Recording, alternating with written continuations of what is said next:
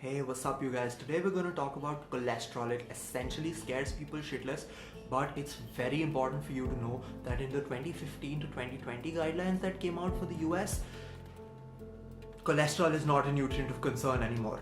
You've been told it's bad for you all your life and all of a sudden they don't give a shit? What?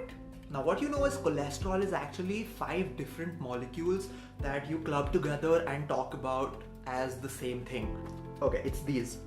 This is the chylomicron, this is very low density lipoprotein, intermediate density lipoprotein, low density lipoprotein, and HDL, high density lipoprotein, which you know is the good one. The liver knows how to metabolize fat, but when the cholesterol interacts with sugar from the carbs that you eat, it leads to something called advanced glycated end products. That's basically this fat molecule wrapped around with sugar, so the liver can't recognize it and then it sends it out into the bloodstream. This actually ends up making your blood vessels more porous and it goes and fixes itself on the edge of it.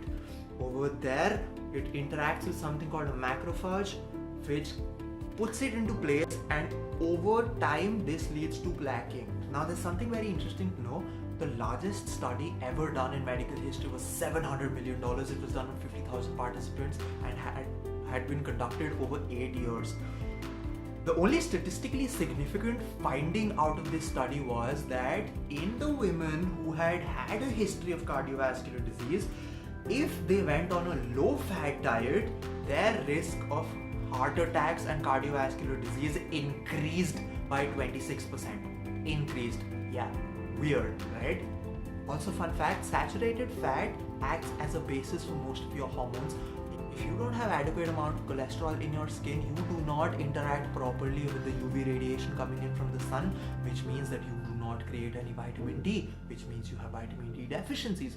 Vitamin D is not a vitamin. Vitamin D is a pre-hormone. It has a steroidal effect and acts as a base for your sex hormones. You do not create testosterone, estrogen and progesterone if you do not have enough vitamin D. Again, vitamin D needs cholesterol.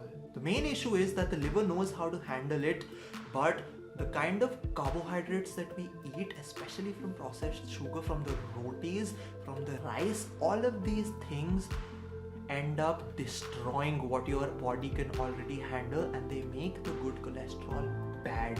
The small dense LDL is what the bad cholesterol actually is, and it's not even cholesterol anymore. It's just this weird particle that the body doesn't understand.